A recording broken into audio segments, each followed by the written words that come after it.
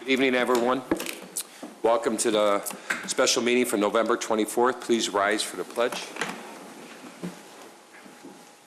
I pledge allegiance to the flag of the United States of America and to the republic for which it stands, one nation, under God, indivisible, with liberty and justice for all. Roll call, Madam Clerk. Trustee Here. Here. Trustee Lang. Here. Trustee Kruger. Present. Trustee Vogel. Here. Trustee Hein. Here. Trustee Brady informed the board he would not be here this evening, and President Argyros. Here, thank you. Entertain a motion to approve the minutes for the special meeting of October 27th. So move. Second. Motion by Trustee Here, second by Trustee Vogel. Roll call, please. Trustee Here. Yes. Trustee Lang. Yes. Trustee Kruger. Yes. Trustee Vogel. Yes. Trustee Hein. Yes. President Argyros. Yes, thank you. Entertain a motion to approve the minutes for the regular meeting of November 3rd. So move. Second. Motion by Trustee Lang, second by Trustee Kruger. Roll call, please. Trustee Here. Yes. Trustee Lang. Yes. Trustee Kruger. Yes. Trustee Vogel. Abstain. President Argyros. Yes. Oh, and I'm sorry. Trustee Hein. Yes. And me, yes. Okay. And you, yes. Any changes to the agenda? None this evening. Thank you. Madam Clerk, proclamations. There are two this evening. Childhood Cancer Awareness Week, November 23rd to the 29th. Cancer is the leading cause of death by disease among children in the United States, being detected in more than 15,000 of our nation's young people each and every year. 1 in 5 of our nation's children loses his or her battle with cancer, and many infants, children, and teens will suffer from long-term effects of comprehensive treatment, including secondary cancers. Founded over 20 years ago by Stephen Firestein, a member of the philanthropic Max Factor family, the American Cancer Fund for Children, Incorporated, and sisters organization, Kids Cancer Connection, Incorporated, are dedicated to helping these children and their families. The American Cancer Fund for Children and Kids Cancer Connection provides a variety of vital patient psychosocial services to children undergoing cancer treatment at Children's Memorial Hospital in Chicago, Comer Children's Hospital at University of Chicago Medical Center, and other participating hospitals throughout the country, thereby enhancing the quality of life for these children and their families. The American Cancer Fund for Children and Kids Cancer Connection also sponsor Courageous Kid Recognition Award ceremonies, handmade community get-well cards, and hospital celebrations in honor of a child's determination and bravery to overcome life's obstacles. Dean Argyros, President of the Village of Wheeling, does hereby proclaim November 23rd to the 29th, 2014 as Childhood Cancer Awareness Week in the Village of Wheeling, and encourages residents to join him in recognizing the American Cancer Fund for Children and Kids Cancer Connection for the valuable assistance they provide to children and their families. Thank you. Next one. National Drug and Drunk Driving Prevention Month, December 2014. Motor vehicles crashes killed 988 people in Illinois during 2013, and hundreds of those deaths involved the driver impaired by alcohol and/or drugs. The December holiday season is traditionally one of the most deadly times of the year for impaired driving. For thousands of families across the state and the nation, holidays are a time to remember loved ones lost. Organizations across the state and the nation are joined with the Drive Sober or Get Pulled Over and other campaigns that foster public awareness of the dangers of impaired driving and anti-impaired driving law enforcement efforts. The Village of Wheeling is proud to partner with the Illinois Department of Transportation, Division of Traffic Safety, and other traffic safety groups in that effort to make our roads and streets safer. Dean Argyros, President of the Village of Wheeling, do hereby proclaim December 2014 as Drunk and Drug Driving Prevention Month in the Village of Wheeling, and do hereby call upon all citizens, government agencies, business leaders, hospitals and healthcare providers, schools and public and private institutions to promote awareness of the impaired driving problem, to support programs and policies to reduce the incidence of impaired driving, and to promote safer and healthier behaviors regarding the use of alcohol and other drugs this December holiday season and throughout the year. Thank you. Chief Benson, we're going to get this framed for you and get it over to you. Okay? Thank you. Citizens' concerns and comments. Members of the general public may address the board with concerns or comments regarding relevant issues. The person submitting a petition, concern, or other comment shall be allotted 5 minutes to present their points and should state their name and address into the record. Mr. Heber.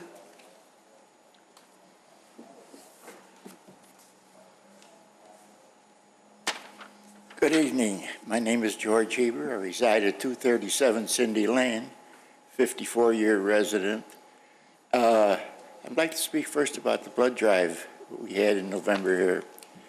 It was possibly one of the best that I've worked at in this building since the building was built. We had, don't fall over now, Dean, we had 56. Wow, great.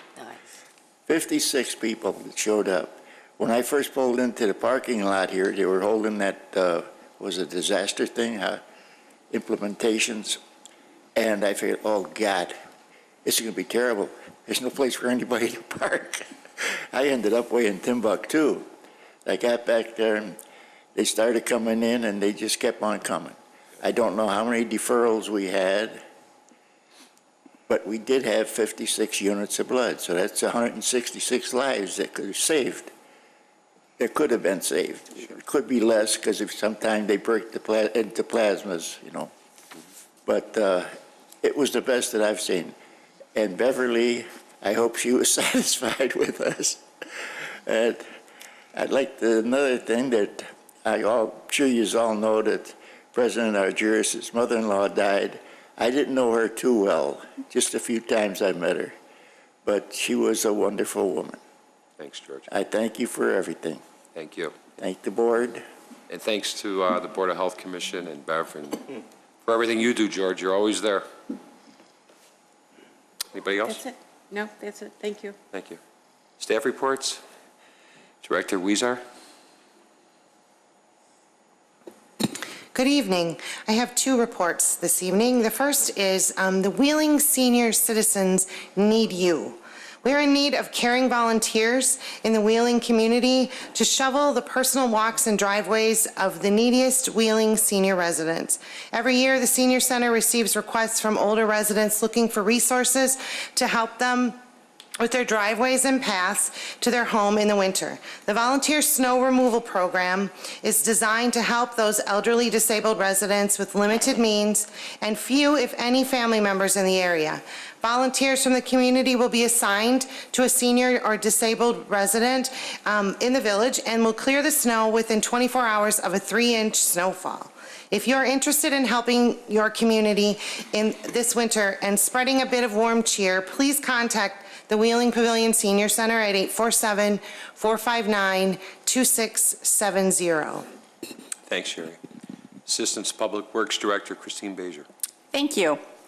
As part of the holiday season and in partnership with Swank and Elgin Recycling, residents can recycle their holiday mini lights, C7 lights, C9 lights, rope lights, LED lights, and extension cords of all colors and lengths at Public Works located at 77 West Hintz Road, Monday through Friday from 7 a.m. to 3 p.m. The program concludes February 27 of 2015. Residents may contact 847-279-6900 with any questions. Additionally, with winter and snow quickly approaching, we would like to remind residents of restrictions in effect such as the following. Parking on village streets is not allowed at any time within 8 hours after a snowfall of 2 inches or more. This allows streets to be plowed accordingly. Violators may be towed. Property owners and occupants are also responsible for clearing sidewalks from snow and ice by 10 a.m. each morning. Plowing or removing snow from properties and depositing snow and ice into streets, roads, or along the shoulders of streets and roads is also not allowed. Last, residents are reminded to please maintain a safe distance, roughly 100 feet or more, when driving behind a salt truck or a snowplow. Thank you. Thank you. Sherry, did you have something else you wanted to piggyback on? I'm sorry. Good evening again. A Safe Haven, a not-for-profit regional organization, has been selected as a grantee under the Get Covered Illinois campaign to participate in outreach, education, and enrollment of people for the Affordable Health Care Enrollment Period 2015. The enrollment period began November 15th and continues through February 15th, 2015. A safe haven will be at Village Hall on Wednesdays from 8:30 to 4:30, beginning December 3rd through February 11th. There is no appointment necessary to get assistance with the application process or to compare your insurance plan options. The cost subsidies may be available for certain individuals and families. The following documents will be required: a driver's license or state ID, proof of citizenship, and proof of income, or last year's tax returns or receipts if self-employed. If you have any questions or are interested in signing up for health insurance through the Get Covered Illinois program, you can contact the Village of Wheeling Human Services Department at 847-459-2606. Thanks. Thanks, Sherry. Economic Development Director Melantefe was a featured speaker at the Lambda Alpha luncheon last week, and it's pretty a prestige group of individuals that were there, and I'd like you to share that with the audience, if you would. Thank you, President Argyros. As you mentioned, Lambda Alpha, an international honorary society for the study of land economics, held a luncheon last week at Harry Carey's restaurant in downtown Chicago. Approximately 158 real estate executives, developers, brokers, and attorneys attended, and we even had 2 representatives from Crane Chicago Business. I had the opportunity to be one of the featured speakers at this event, the other being John Buxbaum with Buxbaum Properties. John is formerly president of General Growth Properties, the second largest mall owner in the country, so I was in good company. It was a great opportunity. And I made a presentation on retail sales in the Chicago metropolitan area and other retail development trends. But even more importantly, this forum provided me the opportunity to promote Wheeling Town Center, our project over on the former Wix site. And I had a site plan and information on just what we're planning at this $100 million transit-oriented mixed-use development. And as long as I had this presentation all prepared the next day, the Illinois County Management Association, the Professional Development Committee, asked me to speak at Harry Carey's in Lombard, and I made a presentation on retail sales trends and development trends in the metropolitan area. And this event was attended by over 50 village managers, assistant village managers, economic development professionals, and I also took the opportunity to promote the Wheeling Town Center project, and they were very interested in what we're trying to do here. Finally, last week I met with Plan Commissioner Terry Stylen and the Woodstock Transportation Committee Chairman Andrew Solitano regarding a program implemented at Woodstock High School for students to participate in transportation projects and other infrastructure projects in the community under the Project Lead the Way program, and where Woodstock High School students analyze transportation issues and provide presentations and written recommendations to the Woodstock Transportation Committee. And this program's been very successful. We're just learning more about it. And it's been successful for both the students, the teachers, and the Woodstock transportation officials. So a similar program could be implemented here in Wheeling and also under the Project Lead the Way program. And so I contacted Associate Superintendent Laz Lopez and Wheeling High School Principal Angela Cece to kind of gauge their interest and see how a curriculum could be built around this program. And Angela Cece's agreed to meet after the Thanksgiving holiday to discuss the program with Wheeling High School administrators, teachers, and staff. And I think this initiative would enhance this great partnership that the village already has with Wheeling High School, but also engage Wheeling engineering students. So we're going to pursue that, and we'll report back to the board. Thank you, President. I love it, John. Thanks. Thanks for sharing. Okay. New business. All items listed for discussion and possible action. 13A, Ordinance granting a site plan and appearance approval for a commercial building at 761 North Milwaukee Avenue, docket number PC 14-21. Thank you. Director Janik. Thank you. This is a request proposal by the owner of a property at the Weston Hotel property. It's for a new building to be located just north of the existing building that contains Spears, and it contains the Subway and the future Dunkin' Donuts. You might be asking why. Is there an appearance approval and a site plan? The building that's being proposed is approximately 9,500 square feet. This building, there was an original building proposed and approved with the PUD that was 10,000 square feet in size. That was a different design. The owner of this property is proposing this design of a building, slightly smaller, actually contains more parking on this particular property than the previous building that was proposed, but he is asking for an approval for this design of the building and slightly changed site plan. A couple conditions to the ordinance. Want to read them off? I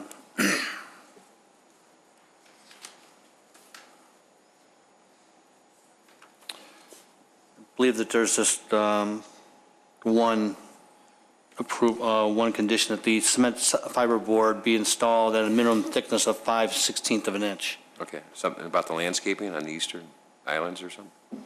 Is that part of it too, what I'm reading here? I don't believe so. Okay. What I have in front of me, it says that the eastern landscape island shall be extended north to replace the existing curb cut and small landscaping area. Okay. Just double check on that because I see it on here. Let's include that for now. Okay. Questions from the board? Just Trustee Lang? one. I see they meet parking requirements and all that, but this question is really directed to John Malanofi. John, is there any further talk about any kind of parking deck at this location that you know of? Oh, that's a great question, Trustee Lang. We reached out to Weston ownership in the last 2 weeks, and they have indicated to us that they are looking at this internally, and they are going to get back to us. They know that for the long term, that we need to address parking demand and utilization at that location, but they haven't given us any indication what their short, intermediate, or long-range plans are at this point. But we are in discussion with them and expect to hear back from them shortly. Okay. And there's 2 more pads that are yet to be built out on that property, isn't one next to Cooper's and the other one in that northeast corner? Yes. So the northeast corner, I'm positive of that one. I believe there's one other one over by the bank, Devon Bank. Between There is a Bank pad. and Cooper's. That's being used as parking right now, correct? We're not sure that there's any intention to develop, but yes, the original site plan called for an additional restaurant pad there, and currently it's being used for parking. Right. Okay. Thank you. Thank you. Anybody else? No, I just had the same questions about the parking. It's great having this project, but they have no place to park. We're just kind of hurting ourselves, too. So as fast as they can get something moving, that'd be great. John? Yes, well, and again, a parking deck is a major investment on the part of Weston ownership, as well as any kind of public-private partnership with the village. And so we are going to explore all the various alternatives that might be available to us and to Weston ownership. It's in their best interest to protect this asset and make sure that they have adequate parking to support their operations. Sure, we understand that. Thank you. Anybody else?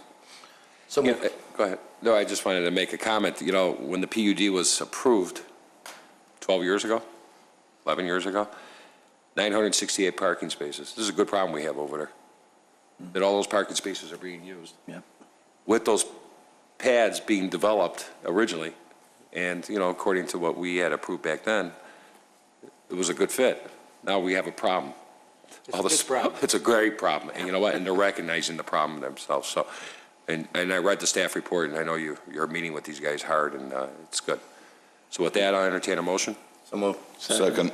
Motion by Trustee Lang, second by Trustee Here. Roll call, please. Trustee Here? Yes. Trustee Lang? Yes. Trustee Krueger? Yes. Trustee Vogel? Yes. Trustee Hein? Yes. President Juris? Yes, thank you. Item B. 13B. resolution waiving competitive bids and authorizing the purchase of one engine and one ladder tower truck from Rosenbauer America Trans-Chicago Truck Group at a cost not to exceed $1,458,138. Thank you. Chief McKaiser. Thank you very much. I have a presentation for you this evening, but I'd like to deviate from it unless there's further questions as we go along. We're here tonight before you. Back in June, we appeared and we gave you some history on the two vehicles we're looking to replace. Both of those vehicles are tired.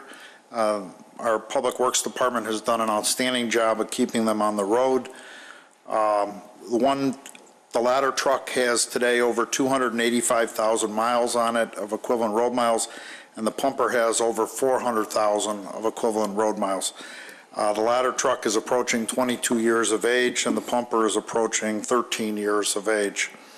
At the time, back in June, the board gave us direction to go out and to try to negotiate with a single source vendor in an attempt to try to get the best possible deal for the Village of Wheeling.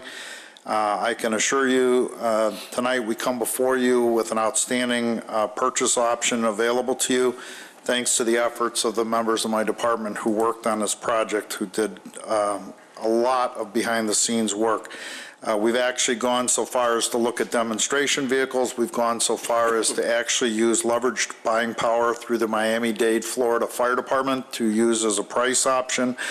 And what we are coming forward tonight is when compared to some comparable purchases in our neighboring communities, Arlington Heights, who bought a ladder truck a year ago, and Mount Prospect, which currently has just placed an order for a pumper, we're coming to you tonight with a combined savings over those two purchases of $176,037. Our grand total, what we're asking for tonight, is $1,458,138. I would like to also point out, not only compared to our neighboring communities are we saving a substantial amount of money, but the budget that was presented to you back in June was $1.5 million. So we're coming to you tonight with a proposal that would actually deliver these vehicles $41,862 under the budget that we were given.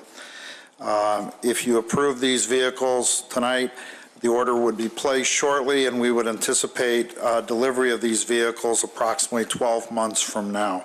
So our recommendation tonight is to approve this purchase. I wanted you to know that the pricing that we've given you tonight will include 3 payments made during the ladder truck's construction. The first one will be when the chassis is completed, the second one when the ladder is installed on the vehicle, and the third one is when the vehicle is delivered and accepted by the village. And for the pumper or the engine, there would be 2 payments made, the first one when the chassis is completed, and the second one when the vehicle is completed and delivered. Just a little hindsight, this is a program we've done with the finance department in the past when purchasing big vehicles like this, and it's a protection factor for the Village of Wheeling. By paying when the chassis is completed, we save a little bit of money, but there is an item called the Manufacturer's Certificate of Origin. That basically is like a title for that chassis, so that in the event there were to be something happen to the manufacturer of this vehicle, we would still own the chassis and be able to take the chassis to some other manufacturer to complete the vehicle. So it's a protection of the village finances in doing so. And then obviously, as we talked in June, once this is underway and as we get closer to the delivery of these vehicles, we would then broker to a private broker who deals with used fire equipment, and we would have the older vehicles brokered out in order to get a maximum return on our investment. And at this point, we anticipate the 2 existing vehicles selling for somewhere in the neighborhood of $150,000. And obviously that money is not reflected in what we're asking for tonight. So it would just drive this price even lower in the end. Thank you. Thank I just want to make a couple of comments, and maybe Mr. Monishing can. We're not borrowing money to purchase these vehicles. This is a program that we set up years ago. It's called the SURF Fund. Every year we put dollars into a SURF fund, so one day we anticipate making a large investment like this. And if you just want to touch base on that real quick, that'd be great. That's why we have this. Yes, you're exactly right. You know, in 1990, we created the SURF Fund, and we've set aside money for the eventual equipment of most of our, eventual replacement of most of our vehicles and other equipment. And so this is a good example of a very costly purchase that we would have otherwise had to borrow for. Or not. Okay. And before I open up to any questions, you know, the fire department is very rich, unlike the police department and I'm sure other departments within the community, but the fire department, in my opinion, is very rich in tradition. And I like to start a new one. I like to see this engine, and I want to get a consensus from the board, of course, but I like to see this engine truck and maybe honor the volunteer firemen. It started, correct me if I'm wrong, give me the dates. I know of 1890 something it started. 1896 Till 1990, right? to 1990, So correct. almost 100 years, residents in this community were the firemen. And I like to honor that truck in their honor. And with the ladder truck, I think another rich tradition that I've seen through many communities, especially in Chicago and some other communities, that they've honored a chief. And I think that should be the decision of those in the department amongst all the troops and say, you know what, this ladder truck, based on our history, our tradition, should be named after this chief, whoever it may be, our first chief, who knows, whatever. But if it's okay with the board, I like to start this tradition. I think it's a good tradition.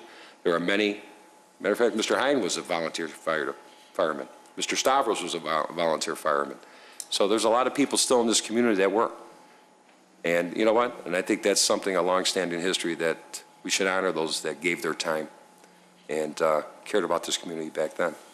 So just to start with that real quick, Trustee Kruger, are you okay with that? I'm in favor of that. Trustee Bear? Yes. Trustee Hine? Absolutely. Trustee Vogel? Yes. And Trustee Lang? Great idea. And myself. Okay, open up the questions regarding the purchase. Trustee Kruger? I just have a simple question. You said that if approved tonight, it would, orders would be placed shortly. How long before they're delivered? 12 months approximately. Thank you. Unfortunately, Trustee Kruger, there's no such thing as going down to the fire truck CarMax and picking out the green one. Thank Trustee you. Lang? Keith, are there, with the ladder truck, is it going to give you the same maneuverability through neighborhoods and even some tight areas as what you're experiencing now? Are you going to have any difficulty or?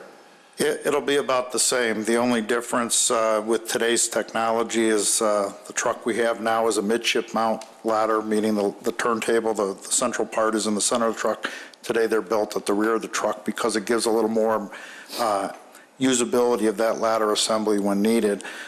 Unfortunately, it also adds weight to the vehicle to do that because they have to counterweight it like a crane. So Chuck will have probably a little more maintenance on the front end of this truck than in the past, but that would be about it. Okay. And then are there any options that you guys are holding back on that may help you do your job better and wouldn't add too much to this overall project? I think I can freely speak for the committee. I think we've lived responsible and frugal, but at the same token got what we needed to do the job. We did include in the specifications some state-of-the-art features. Both of these trucks have rollover cage protection built into the cab of the truck, and both of these vehicles have airbag systems, which is unique in the fire service. It was the feeling of the committee that if you can buy a Mini Cooper with 10 airbags in it, why would we not put airbags to protect our personnel in the event of an accident? And question for Tim, on page 398 of the report. I'm teasing you. Trustee Lang is referencing that there's over 451 pages of specifications for these vehicles. Not surprising. Amazing. No, I just wanted a final comment. I just wanted to say you guys did a great job saving the taxpayers some money on this for what you guys pulled together and how you were able to get the pricing to what it was. So great job. Thank you. I just want to piggyback on that. I was exactly was going to say, very nice job. Thank you. All of you. Anybody else? Just real quick, I believe there are some features on there that is green friendly as well, isn't it? That is Touch base correct. on that a little bit? Both of these vehicles will be coming with technology called Green Star technology. What it is, it's actually a spin-off from the aviation industry. What they do is they take the vehicle portable generator system that's used for lighting, and they actually wire it through today's automotive computers.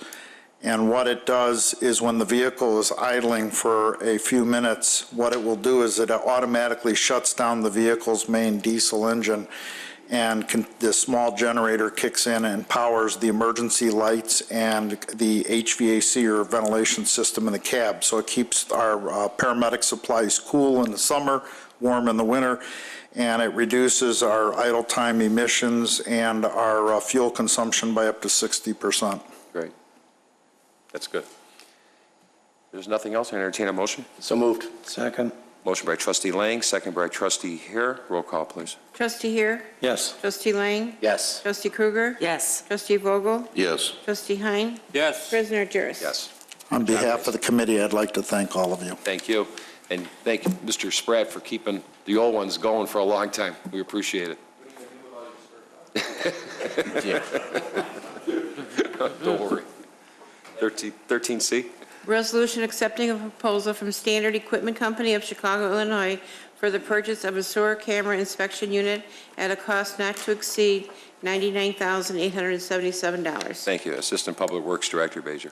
Thank you. This item is recommending the purchase of a new sewer camera for the utility division that is used for televising sewers. The village's current camera system was purchased with a sewer televising truck and is over 10 years old, has numerous mechanical issues, and an outdated computer system.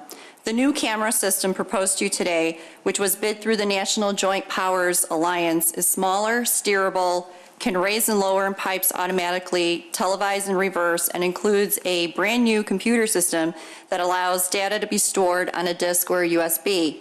The new system will be retrofitted into the existing televising truck, which is not being replaced at this time. Thank you. Any questions from the board? Trustee Hein? Thank you.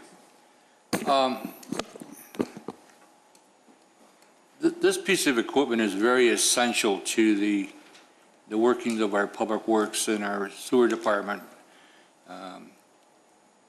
Without this type of equipment, it takes longer to repair or break and so on and so forth. But it really pinpoints where they're at and how much they can do, and it's a piece of equipment that is much needed. And they've been putting Band-Aids on the one that they have now for quite a while, so I'm all in favor of that. Thanks. Here's another example of SURF Fund, saving money through the years so we can replace equipment that's so vital to our community, especially like Trustee Hein said with the sewer and water department, and having those dollars put aside and not making it a special line item or borrowing the money or going into our reserve fund to try to pay for something like this. So that's good. Trustee Krueger. Thank you.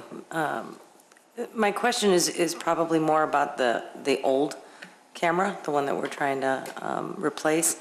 I'm assuming that this item has a lifespan. You said it was 10 years old now? The computer system is 10 years old, correct. And the camera itself? The camera, and it was purchased as an entire, the trucks, the vehicle, the televising truck, and the camera was purchased together.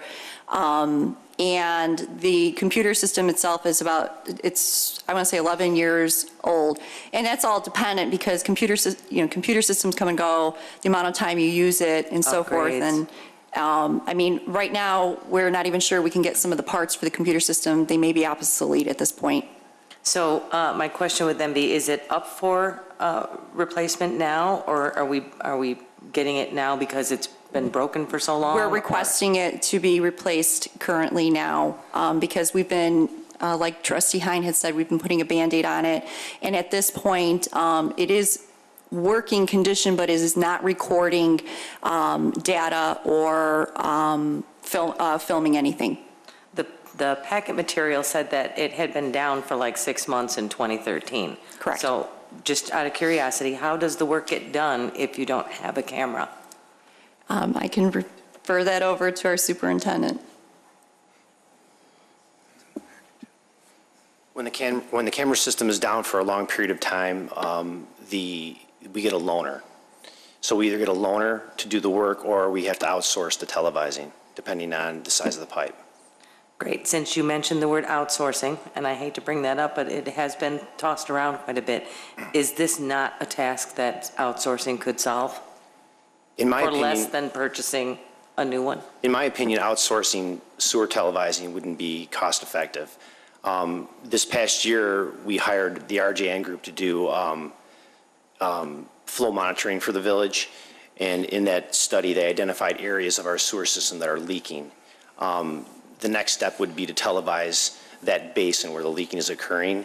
And if we were to outsource just that basin alone, it would be a cost of $45,000, and that would be just 1 year's worth. So this system will pay for itself in a very, very short period of time. That's what I wanted to hear. Thank you very much. Thank you. Entertain a motion. So move. Second. Motion by trustee Hines, second by trustee Kruger. Roll call. Trustee Heer? Yes. Trustee Lang? Yes. Trustee Kruger? Yes. Trustee Vogel? Yes. Trustee Hein? Yes. President Argyros? Yes. 13D. Resolution authorizing and directing the village president to enter into contract with Liturgical Publication Incorporated to provide printing services for the Village of Wheeling newsletter. Thank you. Manager Svendelis. Thank you. This is actually a request to renew an existing contract. Back in 2012, staff presented the board with an idea to save a significant amount of money by switching how our newsletter is printed. Part of that deal came with a change in paper. There was a decrease in quality of paper to a standard non-glossy paper. And in addition, there were ads that were sought that would generate revenue to the liturgical services who are providing the publication of the newsletter, and the revenue generated would offset the cost of printing the newsletter. The savings annually are $26,000, an increase every year. Obviously, the value of that increases every year. And part of the initial contract was that any monies over a threshold of $38,000 would 30% of which would be returned back to the village. So if liturgical services collected more than $38,000 through their ad rentals, they would return 30% of it. So not only did the village save $26,000 by moving to this system, we actually made $1,200. That was the amount that was returned back to us from liturgical for the 2013 fiscal year. We haven't seen the numbers yet through the end of this year. So this contract would continue our relationship with liturgical services. We would continue to save the $26,000 plus 30% over anything collected above $38,000, and staff recommends this approval. Questions from the board? I have one. Did staff go back to them and try to renegotiate something a little bit better regarding quality of paper or anything like that with them? They're not making much money on this deal. We can improve the quality of paper. We would have to pay for it. Because I know there's been, through the past couple of years, there's been issues with this company that trying to get that newsletter out on time, trying to do some things like that, and I know Lisa's had her hands full with them. Yes, and in fact, excellent question, because there has been some discussion about that. We have found, save for one instance, which was a situation that has been remedied, all of the shortcomings have been with the Postal Service. The delivery delays, all of the issues have been with the Postal Service outside of one that has been remedied. And it has to be a 2-year contract, huh? Doesn't have to be. To an extent, it does, in order for, we need to keep the, I believe, 90 days for liturgical to be able to cancel any of the ads that they sell, but beyond that. Well, I was just hoping that when you renegotiated this thing, maybe we can get a better quality of paper from them or something from them. I know they're not making a lot. We're not making a lot. It's a wash for us. Well, no, it's a huge savings for us. Well, it's a huge savings, but I mean, talking to the point of, I'm not looking at the $1,200 that we're making, if that. Right. But I mean, if we can get something that maybe a little bit better quality. And we can. We would have to pay for it. They're making really nothing off this deal. So the answer is we absolutely can, but we would pay for it. Yeah, but if we forfeited our $1,200 that we're making, anything over 30% of $32,000. An upgrade in the paper was approximately $10,000. Really? There's not much there aren't many levels between the paper that they have now and an upgrade, which is a significant upgrade. So there's not too many choices. Well, it's not to even the select paper, from. it's the print sometimes itself, too. It looks like it went through a photocopy machine, and you barely see it sometimes, depending on what Lisa wants to put on the front cover. or Right, what we talk about. it's thin paper. It's very thin paper. The one thing I guess I would say is this idea of mailing out newsletters is probably going to diminish year after year as social media becomes more prevalent and email, although it is everywhere, becomes truly the norm. I do see in the future that we simply stop sending out mailed newsletters. But that's still down the road. Questions? I don't think the quality is all that bad. I was really expecting the worst when we first switched over. But I think it was, it's fairly decent, and paper is what's really going to cost you in your overall. The printing isn't as much, the paper really will boost up the cost of that for sure. And printing quality, it's because of the paper. Anybody else? Has there been any feedback from the public? We've heard none. Really? Okay. They're the ones that read it. Right. Thank you. I just wanted to say, echoing what John said, I'm kind of thinking that the more we promote our Facebook and our Twitter and our website and really our electronic ways of news, I mean, I know that there are still a lot of residents that like to hold on to a piece of paper in their hands. So, I mean, I think, too, that we will likely phase out at some point, not anytime soon, but I think eventually it will go away.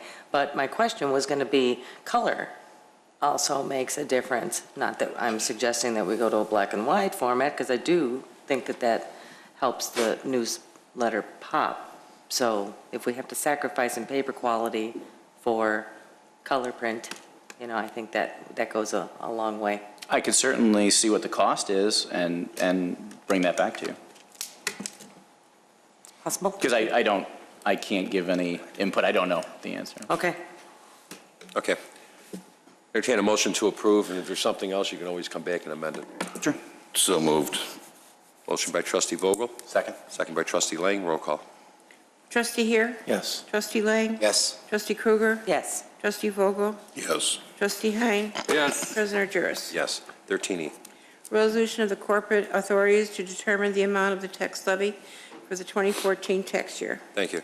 Director Monishing. Thank you very much. On tonight's agenda is a resolution declaring the 2014 tax year tax levy.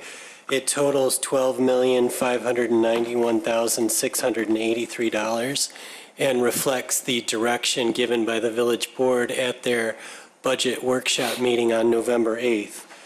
We've scheduled a public hearing on the tax levy for December 15th, and that night the ordinances will be on the board's agenda for approval. I'm happy to answer any questions the board may have. Are there any questions? Entertain a motion. So moved. Second. Motion by trustee Vogel, second by trustee Lang. Roll call. Trustee Here? Yes. Trustee Lang? Yes. Trustee Krueger? Yes. Trustee Vogel? Yes. Trustee Hein? Yes. President Juris? Yes. It was trustee Lang, wasn't it? I'm sorry, trustee Hein. It was. Trustee. Thank you. Just caught it. 13F. Presentation regarding the 2015-2019 capital improvement plan for the village of Wheeling. Thank you. Manager Svendelis. Thank you. As Director Janik takes the podium, I just wanted to highlight a couple of points. In your packet, there was a projects by category summary of the projects for 2015 through 2019. The CIP covers 5 years at a time, and we thought it was beneficial to give you a project by category because that's usually how questions are asked. They're about bridges, they're about streets, they're about sidewalks. So we thought that would be the most appropriate for you. On the dais, we provided to you the detail sheets, all all that is contained in that packet are specific details to everything that was given to you in summary form in your packet. After Mark does his presentation, we can answer any questions, and we will come back to you on December 8th for formal approval of the 5-year plan. Thank you. Director Chan. Good evening. We've got a PowerPoint prepared for you all. I'm going to go through, there's a lot of numbers that you've been provided for the CIP. There's a lot of backup, a lot of projects, a lot of money being spent. So I'm just going to go hit the highlights, and we'll go through this presentation. If you have any questions for me, I've got other personnel here to answer any specific questions. I have the village engineers here. I've got representatives from Public Works as well. This is going to encompass 2015 through 2019. And we're going to focus on some of the projects that took place in 2014 and 15, and then if you want to go forward from there, we can. Let's go to the next one here. Okay, notable projects in 2014. Relative to MFT, that's one of the sources of revenue that we have. The MFT is the motor fuel tax funds that we receive from the state of Illinois. This year, with the MFT funds, we were able to pave approximately 11,000 linear feet of streets. That would be full width pavement improvements, Harmony Village, Moores Avenue, Crescent Drive, Wheeling Avenue, and Willie Avenue. Those are mostly on the east side of town. Those of you who live over there, who drove over there, there was a lot of construction over there. There was curbs being done. There was water main being installed. All of Harmony Village was paved, and there was plenty of curb repair over there as well. Street patching and grinding program. This year we spent $600,000. We were able to grind and patch approximately 16,000 linear feet of street.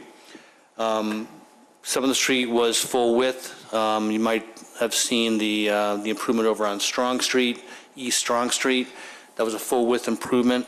But most of the other streets that we did, it was curbing as well as asphalt patching along the edges of the roadway as we did last year. There's a lot of truck traffic, particularly garbage trucks. They've been pounding the edge of pavement next to the curb, and part of our philosophy has been to repair those edges of the streets so the water doesn't infiltrate into the base and make a worse situation. So we did a lot of work this year doing that. Jeffrey Avenue Bridge replacement. The project is still ongoing. This is a state of Illinois and federal fund project. Local match is approximately $380,000. There's been some delays relative to the bridge. We're hoping that the span gets poured this week. But that was a bridge that was deemed not sufficient for truck traffic. We were able to get an alternate access through Wabash Power and Carpenter Avenue. That project is still ongoing. We're hoping that this will be finished by Christmas. Corrugated metal arch pipe replacement. This was a project up in Strong Street area as well as Mayor Avenue. This involved a corrugated metal pipe for stormwater that had been corroded to the point that it was collapsing. This project, you might remember, this project was on the books for numerous years. This year it was completed. We replaced the corrugated metal pipe with concrete. This pipe was in some areas 60 inches in diameter. It was an oval pipe. That project was approximately $1.1 million. Standpipe number 2 maintenance, interior and exterior recoating, paint recoating of one of our water towers. Water main replacement program. This is a program we do every other year. Last few years we've done it each year. This year it took place in the Hollywood Ridge subdivision on the south side of Dundee Road. This project is still ongoing. There was still pavement being placed even today, and we're hoping that the final layer of asphalt will be placed Wednesday. But this was a project where a substantial amount of water main pipe was placed all throughout that Hollywood Ridge subdivision on the south side of the road. The construction cost on that was just over $1 million. Morris Avenue also, as I mentioned, we did the paving on Morris Avenue, but we also replaced water main on that street as well. We try to, if we're doing paving on a street and we're making a big mess construction-wise, we try to replace water main at the same time if needed. And that was a situation where we replaced water main as well. Water main replacement program, I know you've heard of this program. We've been going into virtually every building in the village and replacing the water meters for more efficient recordation of water use. That project came to conclusion this year. That construction cost was $3.3 million. So that was 2014. Any questions by any chance? This slide, you can see it talks about the various sources of money for the CIP projects.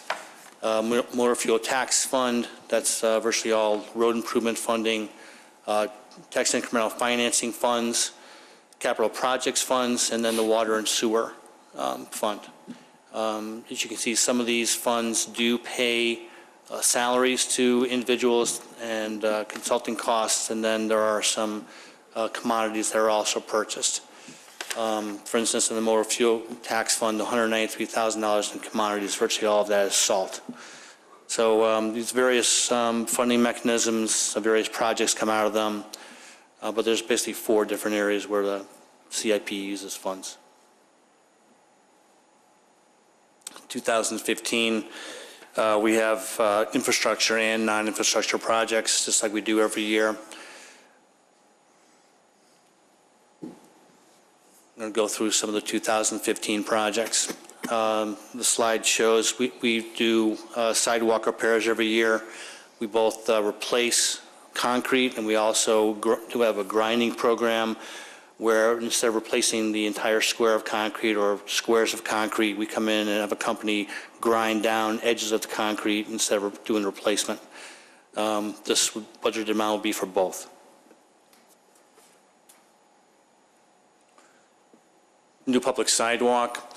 You might have noticed this year we did new public sidewalk installation both on Northgate Parkway as well as on Milwaukee Avenue, just off Milwaukee Avenue on Wolf Road, and then part of Milwaukee Avenue. That project is still ongoing. We have a short piece of concrete that's going to be installed around the corner on North Wolf going on to Milwaukee Avenue. That's a connection from a sidewalk that was placed in front of the Ram restaurant that never was completed.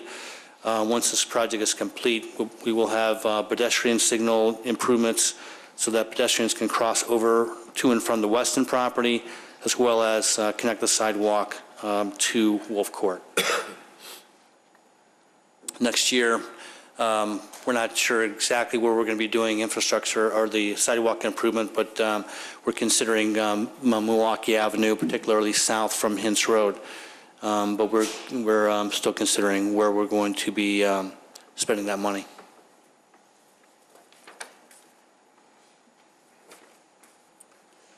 Dundee Road lighting project. This project is in 2 phases. The first phase is being bid out by the state of Illinois. We're hoping that project is going to be sent out in early January for construction or start of construction in 2015. This project will take effect from Milwaukee Avenue west to the train tracks.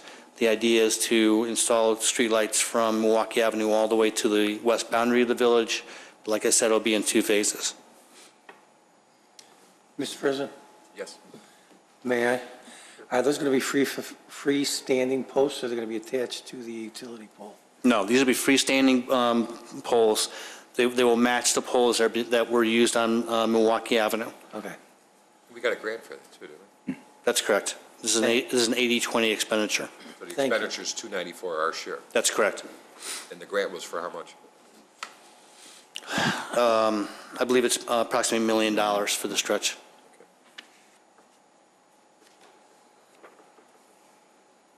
Street patching and grinding. I previously mentioned that in 2014 we spent $600,000, and the plan for next year is to spend the same amount. Various locations in the village. This year, as I mentioned, some of it was on the east side, some of it was on the west side, Strong Street, some in the industrial area, and we'll be doing the same thing next year. Spend these monies in different parts of the village. We spend money on road improvements determinations. We did that in 2011, and we're spending more money in 2015 as well to make determinations on where the roads are not as good in the village, and that's what we focus on.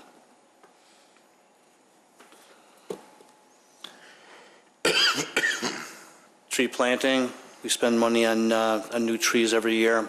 This is what we call non-infrastructure expenditure, but you obviously see street trees being planted every year, and that's what we'll be doing next year as well. Motor fuel tax funds, typically this is full width asphalt improvements to roadways. Sometimes we do what's called reconstruction, which is a replacement of the base as well as the asphalt.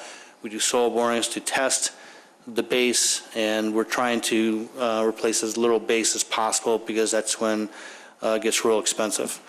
But we do the due diligence relative for the base, and if we have to, we will replace the base. Next year, Cedar Run Drive, Colonial Drive, East Manchester, various streets that we'll be looking at, Jackson Drive, Maple Lane for improvements. Water main replacement program. Next year, we'll be looking at spending approximately $1.6 million, mostly on the north part of town, northeast part of town, as it says here, Glendale, 6th Street, 7th Street, and Sherwood. Generally speaking, well, for sure, we'll be replacing all of our water main with plastic pipe. We just started doing this 2 years ago. So far, we've had good success with it. It's less expensive to install, and we believe that in the long term, it's going to be less expensive to maintain as well. I believe we have 2 more tanks in our maintenance program. Standpipe number 1 is for next year. It's on Northgate Parkway. We did one this year, next year, and I believe we have 1 more to go.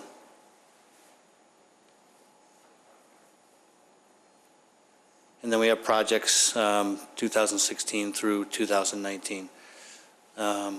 Again, street improvements, patching and grinding, various projects throughout the village.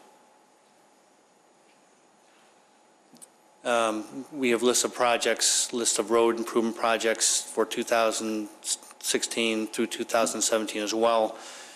Some of these projects have moved up in different years depending on how our winter was and how the roads dealt with the winter, snow plowing and all that. But for the most part, these street choices stay year to year. And depending on how much money we have and how much we get done, they get done in turn.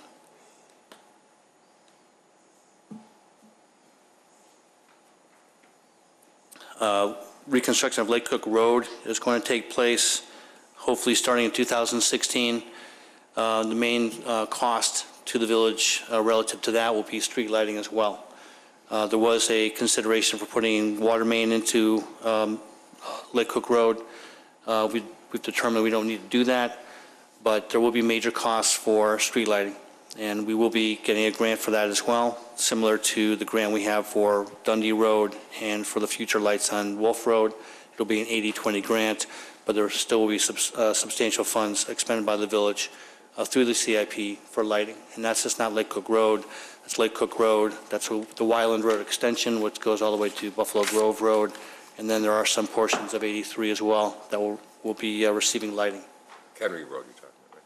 Pardon me? Henry Road there? McHenry. Right. 83, correct. Good.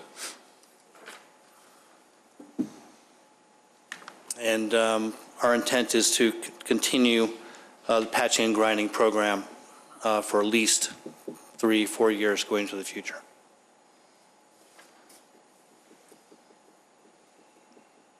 That's my presentation. Questions? I got a couple. I got a question. Go ahead, you go first. Go ahead. Thank you. Age first. More gray hair first. Go ahead. Can you go back to the section where we're going to be doing it in the industrial park over there on Capitol Drive and? There you go. Yeah, 2016 and 17. The ones over on Capitol and Peterson and that area over there, those roads are pretty bad over there. They're in not good shape. Are they going to last till 2016, 17? We got a lot of truck traffic in there. All I can say is that they're going to have to survive. Okay. Because it's just as important that we make sure that our industrial park is kept in good shape because it provides a lot of tax money for the village of Wheeling. That's correct. Okay. Thank you. Anybody else? Just a couple of things, Mark. Just recap this year. You know, if you look at the numbers, excluding the water meter replacement, almost $6 million in improvements throughout this village this year alone. I mean, it's been very proactive. And about 12 years ago, Michael, 13 years ago, we created a utility tax, gas and electric tax, user tax, and we allocated those dollars to capital improvements to reinvest back into this community. And that program is really panning out to be a godsend, you know, that funding source, because we are putting those dollars back in, as many of the neighborhoods see. One request that I would ask, that if we could, if you don't already have, I'd like to look at Northgate Parkway. That's our road, right? Mm-hmm. We're responsible for Northgate. You did some sidewalk. I know there was some bridge repairs there in the past year. But if there's something that we can do regarding the lanes on Northgate Parkway. Today alone, it took me literally, I timed it, 18 minutes from Strong to get to the corner. Everybody's in the right lane, the straight lane, the turning lane, wide open. Everybody's in the median anyway, you know, cheating to get to the left lane. There's got to be some type of study done or some kind of reconfiguration, especially southbound. Going northbound, nobody was on north. Nobody's on it. 5 o'clock. Nobody's going northbound. You can count the cars in one hand. But that southbound traffic at 5 o'clock is a nightmare. And there's need of repair on that, because I see we've done nothing but some patchwork and some sealing work on that road. It's kind of crappy looking, to be honest with you. I think, and then you have the center turn lane, or center lane that's marked with yellow stripe. It's not even a turn lane. That I think it's a place where trucks can hang out or idle or be. There's got to be something we need to do. We got to get something going there. We got to get that traffic to Dundee Road and not backed up almost a mile. I mean, it's ridiculous. So the main reason why there's a backup going south is because of Dundee Road. Of course. Now, there is an intersection improvement being planned by the state of Illinois at McHenry Road, Old McHenry, and Dundee Road. They're going to add a turn lane to the north. I'm not saying it's going to solve the problem, but it is going to be a start to assist in some of the traffic flow on Dundee going west. But the biggest problem, Mark, the backup on Northgate, and it's, look at it. You have the center yellow stripe, which is a lane that nobody uses, and we have a single lane street going southbound on Northgate to Dundee Road. From all the way to Strong. I saw it today. People were riding on it today. Why can't we have a two-lane highway, or two-lane street going southbound on Northgate towards Dundee Road? Now, if you want to go straight, you can go straight. You want to turn left, you can turn left, whatever the case may be. But to free up that long line of traffic going southbound on Northgate, if you had that second lane, I think it would help tremendously. We could look into that. So you're talking about reutilizing what is currently just striped? That's and you all it is can't- stripe. Right, so that And people it's- can get left. Right, from Strong all the way to Dundee Road, and there's no need for it. Gotcha. You know what I'm saying? Sure, So if we you can have look at I mean, you utilize, in some spots you have on Edgety, you turn left, there's a 10. But at least you have a lane to go somewhere. Sure. Because going northbound is not the problem. No. Southbound is always a problem. And you know what, just please look at that. You can do that. It's our road, there's got to be some creative way of doing something there to free up that long line. And what Mark said will help for the people going west, but you're talking about the people who want to go straight or east. Straight or go east. Right, okay. You know, thanks. I just wanted to mention that. But again, to John Tack, Andrew, Public Works, Lana, I mean, all you guys worked very, very hard. Jeff, in your department there, you guys are constantly doing stuff and finding ways to do it, and you're squeezing every dollar you can get.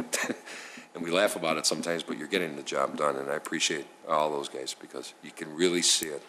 Sure, it's an inconvenience at times and frustrating, the Jeffrey Avenue Bridge. My God, if I get another email or a phone call on that, you got to get that thing done. It's a nightmare, but when it's done, I think the folks will realize it. Because now it's hard because they're trying to get their kids to school.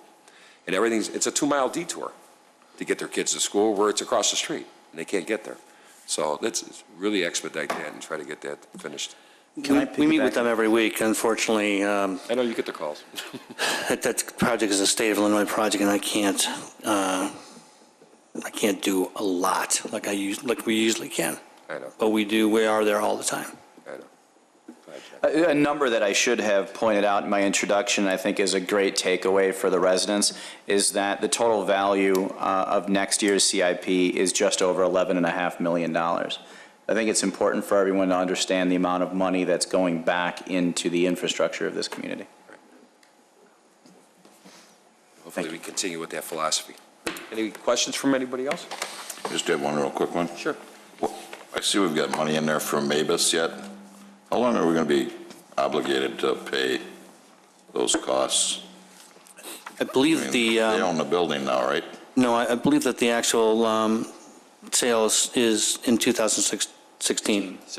So we still have another year of maintenance. Now, we have done improvements to that building. We have put in some HVAC units. We've done their parking lot. There really shouldn't be a lot, but we do a lot to do there, but we do a lot of money for potential projects over there. And we did get some cost sharing with them too, didn't we? Yes, we have. With the parking lot, I remember. Because we've got monies budgeted out through 2019. There's a line item in here. CPN 68, $18,900 a year through 2019. Total of $94,000. Let me take a look at that. I don't believe that should be, I don't believe there's anything in the contract that extends past the sale date. Sale date, okay. We'll If you confirm could that. let me know, thank you. Okay. Oh, it's a typo?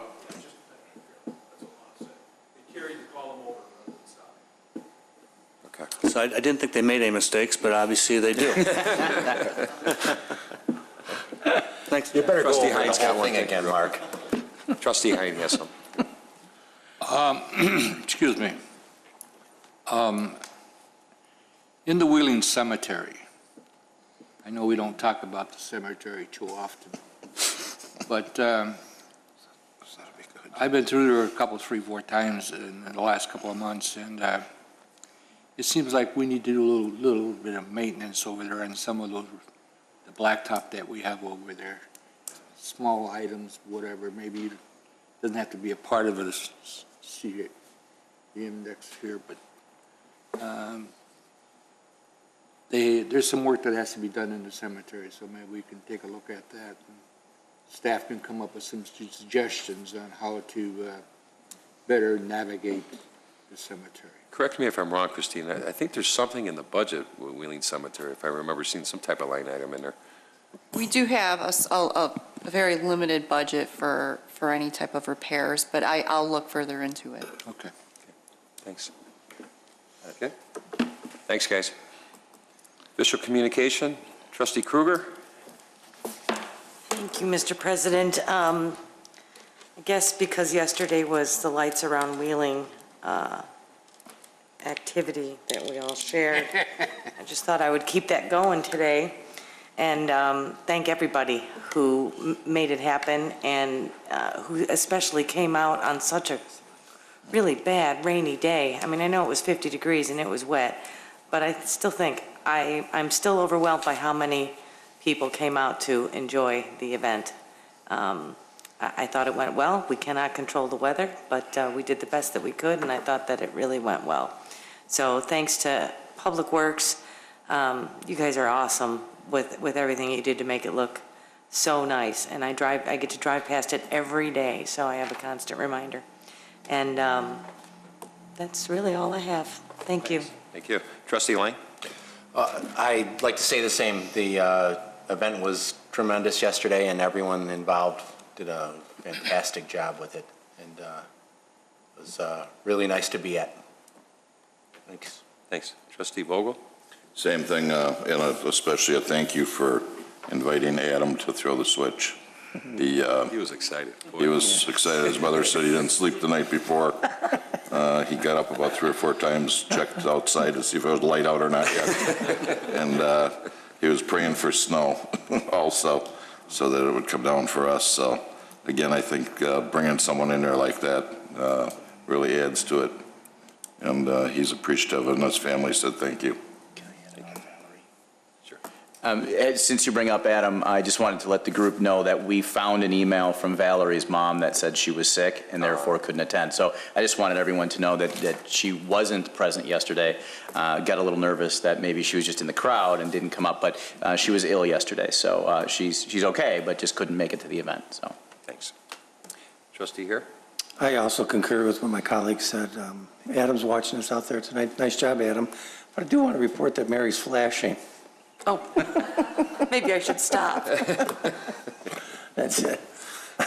Trustee Hein? Yeah, I like the added features this year with the train going around and the new lighting and such and everything. It was such a very nice festive occasion, and it was really well run. Everybody did a fantastic job, from traffic control to getting everybody moving. And it was a nasty weather, but there was a lot of high spirit there last night. So thank you very much, everybody. You did a great job. Clerk Simpson? It's that time of year again for Lollipop Lane. Lollipop Lane will open December 6th and run through December 14th. And families can have their pictures taken with Santa by the courtesy of Stacy Chevrolet. Oh, I'm sorry, I don't feel good. It's okay. And Saturday and Sunday, it is open from 2 to 5. Monday through Friday, it will be open from 6:30 to 8:30, and it's at Chamber Park in the church. Thank you. Managers Fundos? Nothing other than to reiterate my appreciation for staff's dedication. Standing out in the rain for hours is not fun, but as was said, there is a lot of great spirit. So certainly my appreciation is added to that of the boards. And I'll piggyback on that. I want to thank the Special Events Committee for getting it all together, especially the liaisons, Trustee Vogel and Kruger. I know my wife Marion appreciates you guys stepping up in light of what happened this past week, so she appreciates it, and she had a good time being there as well yesterday. Public Works, Police, Fire, the entire staff, thank you. You guys shined, you really did. And I'll tell you, with all that rain, I got there at 5 after 4, I had tears in my eyes. I didn't think anybody was coming. And then by 4:30, the place was packed, and it was awesome. Also, special thanks for Congressman-elect Dole, who showed up, State Senators Morrison and Link, and State Representative Sente. And we even had past President Klutucky there, too, so that was nice to see him coming here from Florida. Happy Thanksgiving to everyone. Have a safe holiday. Don't eat too much, George, Terry, Steve. And, again, Adam was awesome. That kid, he lit up that place yesterday. He really did. He was so much fun to see. But again, my sincere thanks to everybody that participated and showed up. That's all I have. Approval of the bills for this evening for October 30th through November 19th, 2014. So moved. Trustee Vogel. Second. Second by Trustee Lang. Roll call, please. Trustee Here? Yes. Trustee Lang? Yes. Trustee Kruger? Yes. Trustee Vogel? Yes. Trustee Hein? Yes. President Argyris? Yes. We do have executive session this evening for pending, probable, and/or imminent litigation and setting of public for lease or sale of property owned by the Village of Wheeling. Entertain a motion? So move. Motion by trustee Hare, Second. second by trustee Hein. Roll call, please. Trustee Hare? Yes. Trustee Lang? Yes. Trustee Krueger? Yes. Trustee Vogel? Yes. Trustee Hein? Yes. President Argyris? Yes. We'll go into executive session at 7:55.